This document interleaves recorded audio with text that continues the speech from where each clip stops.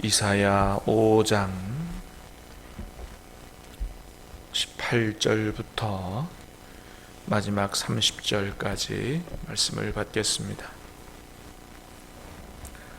이사야 5장 18절부터 마지막 30절까지입니다. 거짓으로 끈을 삼아 죄악을 끌며 수레줄로 함같이 죄악을 끄는 자는 화 있을진저.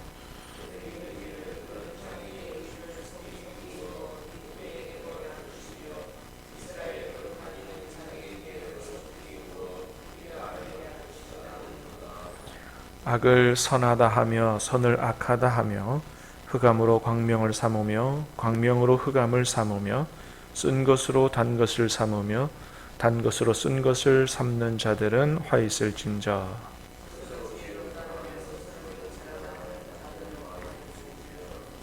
포도주를 마시기에 용감하며 독주를 잘 빚는 자들은 화 있을진저.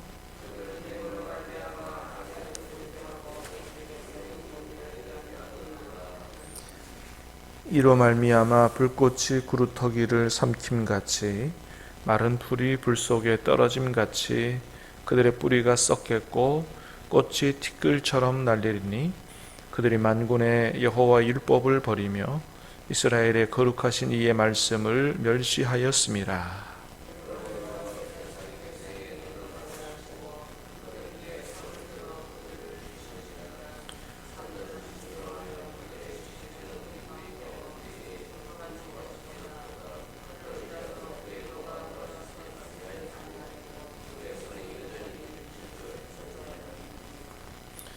또 그가 기치를 세우시고 먼 나라들을 불러 땅끝에서부터 자기에게로 오게 하실 것이라.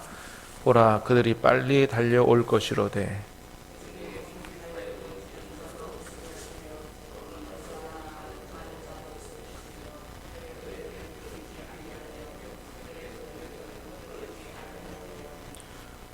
그들의 화살은 날카롭고 모든 활은 당겨졌으며 그들의 말굽은 부싯돌 같고 병거 박히는 회오리 바람 같을 것이며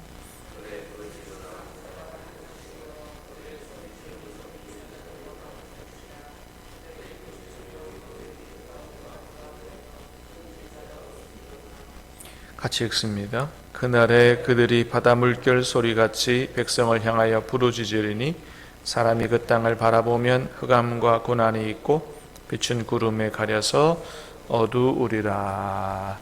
아멘. 자, 오늘 말씀은 어제 말씀에 이어진 유다를 향한 심판 선언인데 6가지 화에 대해서 말씀하시죠. 자, 첫 번째, 두 번째는 어제 말씀에 있었고 그 다음에 세 번째부터 6번째까지 오늘 본문에 있습니다. 자, 세 번째 화 있을진저 18절입니다. 시작. 거짓으로 끈을 삼아 죄악을 끌며 수레줄로 함같이 죄악을 끄는 자는 화 있을진저. 자, 어떤 사람의 화가 있느냐? 거짓으로 끈을 삼아 죄악을 끌며 수레줄로 함같이 죄악을 끄는 자는 화 있을진저. 그러니까 이제 이거는 뭐냐 하면 죄가 한두 가지가 아니라는 것입니다. 거짓 하나로 끝나면 되는데 그 거짓이 시작이다. 거짓으로 끈을 삶아 또 다른 죄악을 끈다. 연거푸 여러 가지 죄악을 짓는다 이거죠. 그 다음에 보니까 수레줄로 함같이 죄악을 끄는 자는 화 있을진저. 죄가 얼마나 많으면 수레로 그냥 이렇게 끄는 것처럼 그렇게 죄가 많다 그것이죠. 자, 근데 이들의 더 큰 죄가 있는데 그 뭐냐 하면 하나님을 향하여 도발하는 것입니다. 자, 19절 말씀 시작. 그들이 이르기를 그는 자기의 일을 속속히 이루어 우리에게 보게 할 것이며 이스라엘의 거룩한 이는 자기의 계획을 속히 이루어 우리가 알게 할 것이라 하는도다. 이스라엘의 거룩한 이는 자기 계획을 속히 이루어 우리에게 알게 할 것이라 하는도다. 그러니까 하나님께서 뭐 예를 들면 선지자를 통해서 이런 일들을 이룰 것이다. 하나님 말씀하셨는데 그게 뭐 하나님께서 하신다 그래 놓고 생각보다 빨리 안 이루어지거든요. 그러니까 뭐라 그런다고요? 빨리 한번 좀 이루어 보라고 그래. 막 이렇게 하는 것이죠. 하나님을 향하여 도발을 하는 것입니다. 하나님을 향한 태도가 전혀 하나님의 백성으로서 있을 수 없는 이런 태도를 가지고 있는 것이죠. 이게 얼마나 큰 죄겠습니까? 자, 네 번째 화 있을진저 20절 시작.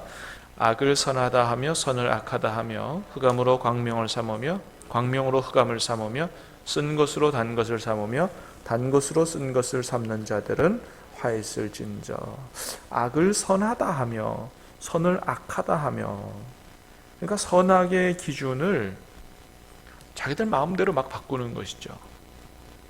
왜 자기들 마음대로 막 바꾸겠습니까? 자기들을 합리화하기 위해서 그렇죠. 자기들의 죄를 지어놓고 악한 죄를 지어놓고도 이건 악하지 않다, 그렇게 하는 것이죠. 그래서 사회의 공의가 무너지도록 하는 이런 죄들이죠. 자, 그 다음에 22절 시작. 스스로 지혜롭다 하며 스스로 명철하다 하는 자들은 화 있을진저. 스스로 지혜롭다, 스스로 명철하다. 그러니까 하나님의 말씀을 듣고 회개하려고 하는 마음이 전혀 없는 것이죠. 어리석은 죄인들의 오만과 착각, 전혀 회개할 자세가 안 되어 있는 이런 오만한 자들은 화 있을진저. 자, 그 다음에 22절입니다. 시작. 포도주를 마시게 용감하며 독주를 잘 빚는 자들은 화 있을진저. 포도주를 마시게 용감하며 독주를 잘 빚는 자들은, 그러니까 이건 한마디로 말하면 술에 관한 것이죠. 이 술에 관한 것은 앞에 두 번째 화와 연결되는 것인데요.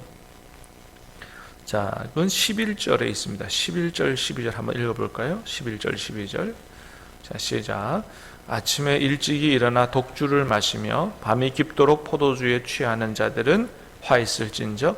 그들이 연회에는 수금과 비파와 소고와 피리와 포도주를 갖추었어도 여호와께서 행하시는 일에 관심을 두지 아니하며 그의 손으로 하신 일을 보지 아니하는도다.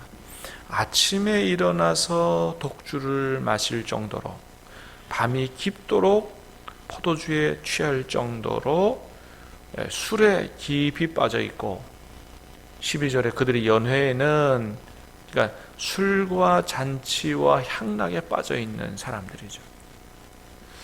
술과 향락에 빠져 있지만은 전혀 하나님의 일에는 관심이 없는 사람들. 화 있게 된다는 것이죠. 그러니까 이제 남유다가 이렇게 해서 망하게 된다. 자, 그 다음에 한 가지가 더 있다면 23절 시작. 그들은 뇌물로 말미암아 악인을 의롭다 하고 의인에게서 그 공의를 빼앗는도다.